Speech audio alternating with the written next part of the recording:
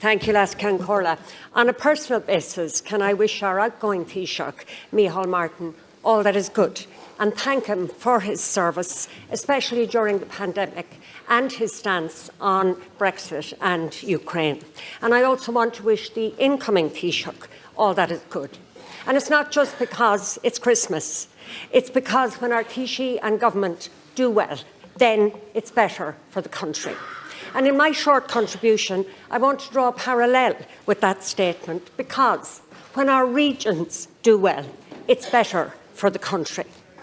Taoiseach, when your government took office 8 years ago, the Northern and Western region was classified as developed by the EU Commission. It slipped back to a region in transition, and it is now classified as a lagging industrial region, which means it is caught in a development trap.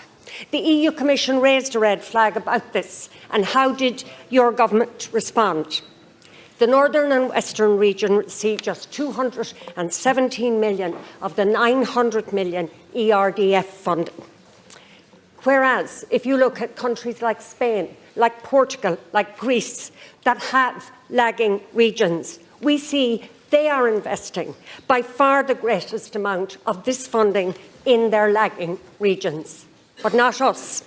And to add insult to injury, when the Northern and Western Regional Assembly had negotiated a 250 million deal with the European Commission, but when it came to negotiating with Irish government departments, the reluctance of these departments to spend money in the region meant 33 million had to be given back from the region.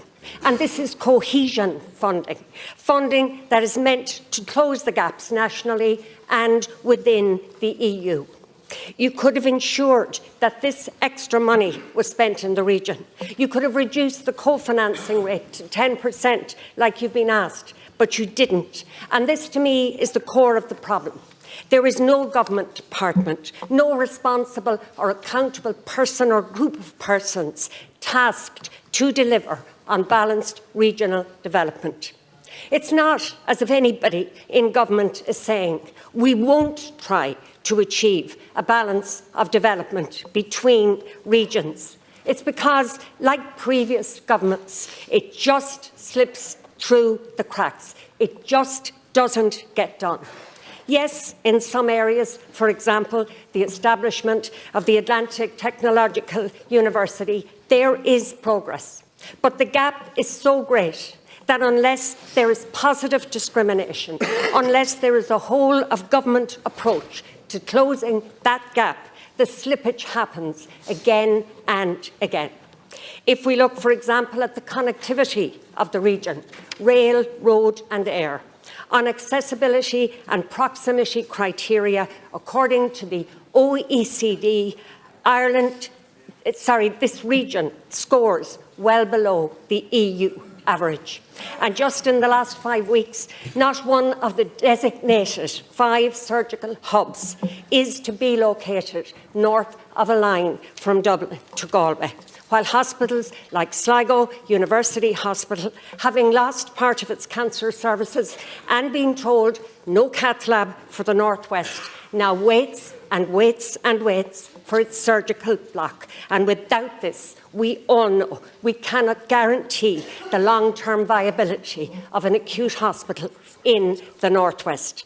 The region is at a tipping point, and because I see little or no evidence of a coordinated and properly funded plan to close the economic gap, and as my colleague Michael Fitzmaurice will later show, there is a real threat to agriculture and rural development in the region. Without so far adequate response from government, I cannot support the nomination of Leo Varadkar as Taoiseach.